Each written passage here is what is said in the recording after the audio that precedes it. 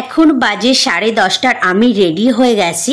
আজকে যাব একটু পাড়াতে, যেহেতু আজকে আমাদের সেন্টার নেই, তাই ভাবলাম বাড়ি থেকে কোনো কাজ নেই বা মানে টুকটুক কাজগুলো সেরে নিই, যেহেতু যে বাড়িগুলো আমার ভাগে পড়েছে সেগুলো সার্ভে করতে হবে। আর আমার মাম্মামটা ছোট বলে আমার ওপর থেকে তেমন চাপ নেই, আমাকে বলে দিয়েছে দুপুরে পারো, বিকেলে পারো, মানে রাতে পারো, তুমিও মানে তোমার সুবিধা হিসাবে তুমি সেই টাইমটা তোমার মেয়েকে ঘুম পাড়িয়ে টুকটুক করে তুমি সার্ভেটা কমপ্লিট করো।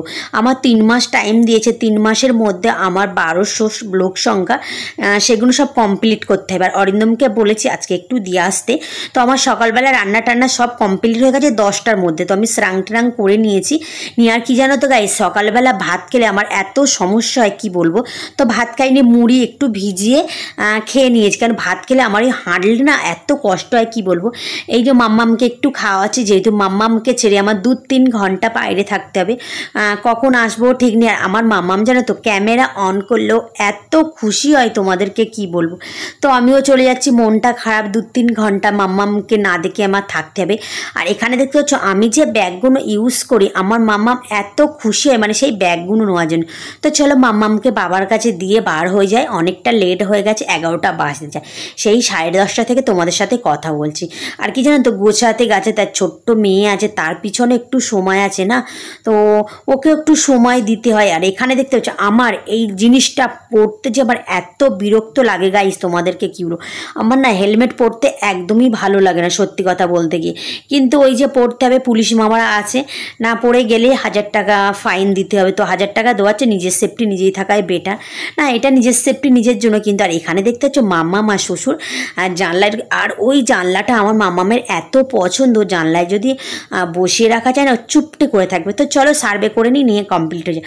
তো আমার সার্ভে টার্ভে করা কমপ্লিট হয়ে গেছে, এখন বাজে 2:30 দেখতে পাচ্ছ। আর আমি বাড়ি আসছি, আর চারিদিকে অন্ধকার করে আছে, যত সম্ভব বৃষ্টি, মানে আমার রাস্তায় বৃষ্টি আসতে পারে। তো চলো আমার কোন কোন বাড়িগুলো, এই আমার পিছনের বাড়িগুলো দেখতে পাচ্ছ, তো যেসব বাড়িগুলো সার্ভে করছি একেবারে তো দেখানো তো অসম্ভব ব্যাপার, যেহেতু আমি একাই থাকি, আমার লিখতে হয়, করতে হয়।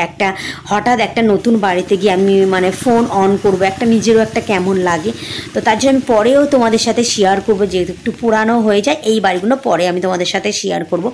তো দেখতে পাচ্ছ মানে এত সুন্দর লাগছে পরিবেশটা, তাই ভাবলাম তোমাদের সাথেও একটু শেয়ার করি। চারিদিকে সবুজ আর সবুজ। আর ওই যে দেখতে পাচ্ছ বাড়িগুলো, ওই এলাকাগুলো কিন্তু আমার ভাগে পড়েছে, মানে আমার বাড়ি না, যেহেতু আমি ওদের সাথে মানে আমার ওদের সব কিছু দায়িত্ব আমার নিতে পারে। এখানে দেখো গাইস, বলতে বলতে বৃষ্টি চলে এসছে, আর রাস্তায় একটাও লেগ নেই। আর বৃষ্টিতে ভিজতে কিন্তু আমার বেশ লাগে, আমার না প্রত্যেকটা মানুষ কিন্তু বৃষ্টিতে ভিজতে ভীষণ ভালোবাসে।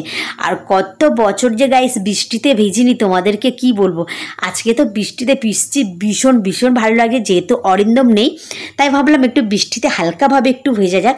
আর একটু হালকাভাবেই কিন্তু ভিজেছি, ভারীভাবে ভিজিনি, যেহেতু আমার ঠান্ডা লাগা মানে মাম্মামের ঠান্ডা লাগা। তো চলো বাড়িতে গিয়ে আবার তোমাদের সাথে কথা হবে। জোরে বৃষ্টি আসছে, তো বাড়িতে চলে এসেছি, এত জোরে খিদে লেগেছে গাইস তোমাদেরকে কি বলবো। তো বাড়িতে এসে আমি খেতে মানে হাতটা ধুয়ে শাড়িটা চেঞ্জ করেই আমি খেতে বসে পড়েছি, এত জোরে খিদে লেগেছে। সেই 10:30টার সময় বার হয়েছে, আর এখন বাজে 4টে। তাহলে তোমরা ভাবতে পারছো সেই 4:30 মানে 11:30 থেকে না খেয়ে রয়েছি। তো না মানে ব্যাগে একটা বিস্কিট ছিল, কি জানো তো, ব্যাগে আমার সবসময় একটা করে বিস্কিট, না হলে কেক, সবসময় একটা করে কিছু থাকে, যেহেতু কখন খিদে লাগে না লাগে। আর আমার ছোট্ট পুচকু বেবি আছে তোমরা জানো।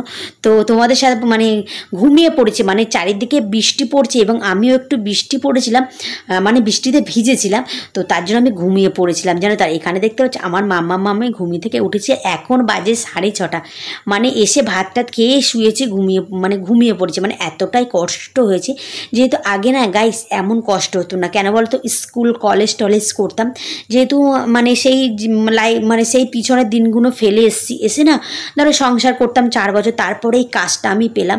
তো এখন না একটু কষ্ট হচ্ছে, যেহেতু এখন অনেকটা হাঁটা বন্ধ করে দিয়েছি, একটু তো কষ্ট হবে বলো। আর এখানে দেখতে পাচ্ছ আমার মাম্মামকে নিয়ে একটু বাইরের দিকে যাবো। তো চলো বাইরের দিকে যাওয়া। না খেলে মনটাও ভালো লাগে না, মানে গালটাও ভালো লাগে না। আর ফ্রিজে দেখলাম ছোট ছোট গজা আছে, গজায় খাচ্ছি।